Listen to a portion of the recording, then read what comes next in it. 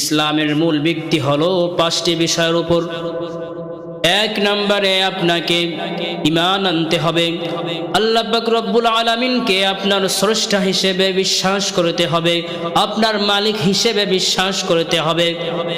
রাসূল সাল্লাল্লাহু আলাইহি ওয়াসাল্লামকে আল্লাহ তাআলার বান্দা ও রাসূল হিসেবে আপনাকে বিশ্বাস করতে হবে এবং আখেরি নবী, শেষ নবী, আপনার নবী, আমার নবী হিসেবে আপনাকে বিশ্বাস করতে হবে। 2 নম্বরে রয়েছে ওয়া ইকামিস সালাতি, আপনাকে নামাজ কায়েম করতে হবে। 3 নম্বরে রয়েছে ওয়া ইতাইজ যাকাতি, আপনার উপর যখন যাকাত ফরজ হয় তখন অবশ্যই সাথে সাথে আপনাকে যাকাত আদায় করতে হবে। 4 নম্বরে রয়েছে ওয়াল হজ্জি, আপনার উপর যখন হজ ফরজ হয় তখন আপনাকে সাথে সাথে হজ আদায় করে নিতে হবে। 5 নম্বরে রয়েছে ও সাওমি রমাদান, রমজান মাসের রোজা, রমজান মাসের রোজা রাখতে হবে। আল্লাহ পাক রব্বুল আলামিন রমজান মাসের রোজাকে আমাদের জন্য ফরজ করে দিয়েছেন, কারণ রোজার মাধ্যমে বান্দার তাকওয়া যে রূপ অর্জন হয় অন্য কোন ইবাদতের মাধ্যমে সেরূপ বান্দার তাকওয়া অর্জন হয় না। আল্লাহ পাক রব্বুল আলামিন তিনার মহান গ্রন্থ পবিত্র কুরআনুল কারীমে সূরাতুল বাকারায় তিনি ঘোষণা করেন, ইয়া আইয়ুহাল্লাযীনা আমানু কুতিবা আলাইকুমুস সিয়ামু কামা কুতিবা আলাল্লাযীনা মিন ক্বাবলিকুম লাআল্লাকুম তাত্তাকুন।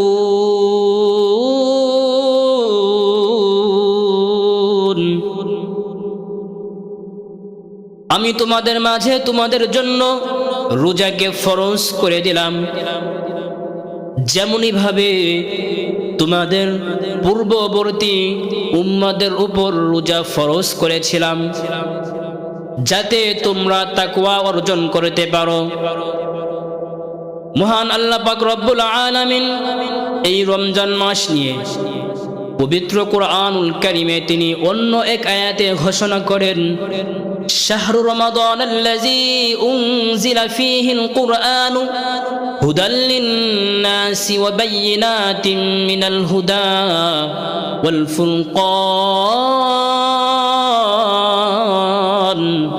ফামান শাহিদা মিনকুমুশ শাহরা ফালইয়াসুম।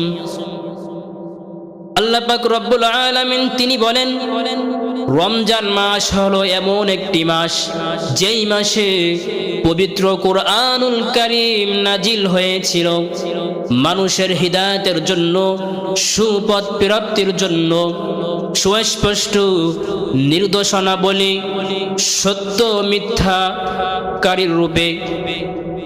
অতএব তোমাদের মাঝে যখন কেউ তোমরা রমজান মাস পাবে, অবশ্যই তোমরা রমজান মাসের রোজা রাখবে। সম্মানিত হাজিরিন, রোজার মাধ্যমে বান্দার আধ্যাত্মিক উন্নতি হয়, বান্দার তাকওয়া অর্জন হয়। তাই রোজাকে সর্বাঙ্গভাবে সুন্দর হওয়া জরুরি।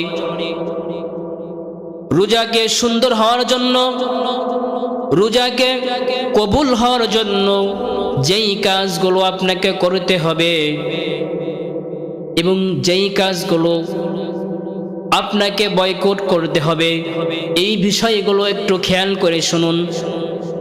সম্মানিত হাজিরিন, রোজা কবুল হওয়ার জন্য আপনাকে সঠিকভাবে নিয়ত করতে হবে, একমাত্র আল্লাহ তাআলাকে খুশি করার জন্য নিয়ত করতে হবে। আল্লাহ তাআলার আদেশ, আল্লাহ তাআলার ইবাদত, আল্লাহ তাআলার জন্য রোজা রাখতে হবে, নিয়তকে ভিন্ন করা যাবে না। এবং আপনাকে হালাল টাকার মাধ্যমে সাহরি ইফতারি করতে হবে।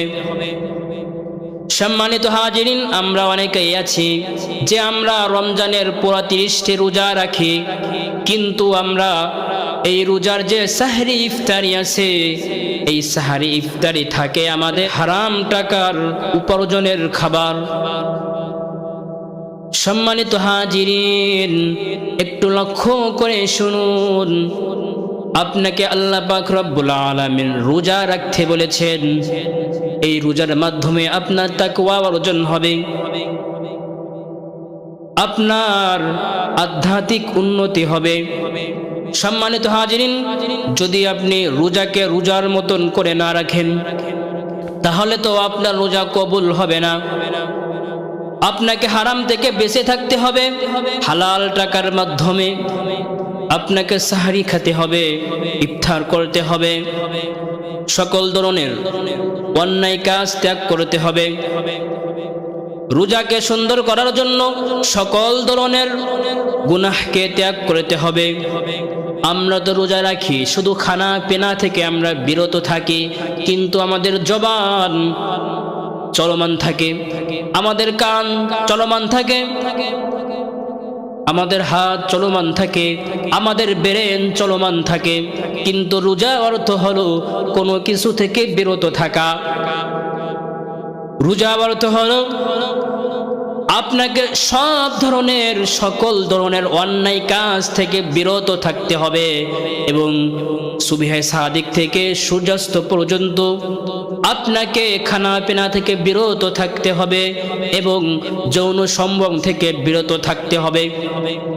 একজন বান্দার যদি রোজা সুন্দর হয়, আর এই সুন্দর হওয়ার কারণে যদি ওই রোজা আল্লাহ পাক রব্বুল আলামিনের কাছে যদি কবুল হয়ে যায়, রাসূল সাল্লাল্লাহু আলাইহি ওয়াসাল্লাম তিনি ইরশাদ করেন, রোজাদার ব্যক্তি যখন যা দোয়া করে তার সকল নেক দোয়া আল্লাহ তাআলা কবুল করে নেন। সম্মানিত হাজিরিন, রোজাদার ব্যক্তির জন্য দুটি খুশির সংবাদ রয়েছে। একটি হলো একজন আল্লাহর বান্দা বান্দি সুবহে সাদিক থেকে সূর্যাস্ত পর্যন্ত খানা পিনা থেকে এবং সকল ধরনের অন্যায় কাজ থেকে বিরত থাকে। ইফতারের সময় হয়ে যায়, সামনে ইফতারি ব্যবস্থা হয়ে গিয়েছে, সময় 1 মিনিট আছে, 30 সেকেন্ড আছে, তারপরও খানায় হাত দেয় না, লুকমা গালের মধ্যে নেয় না, কারণ আল্লাহ তাআলার জন্য সে রোজা রেখেছে। তাই আল্লাহ তাআলার বিধিবিধান নিয়ম কানুন অনুযায়ী সে খানা খাবে, সে আহার খাবে। আর তখনই আল্লাহ পাক রব্বুল আলামিন খুশি হয়ে যায় যে বান্দা তুমি ইচ্ছা করলে খানা খাইতে পারতেছো, তুমি ইচ্ছা করলে মানুষের অঙ্গ চড়ে যখন বান্দা একা থাকে তখনও সে খানা পিনা খাইতে পারে।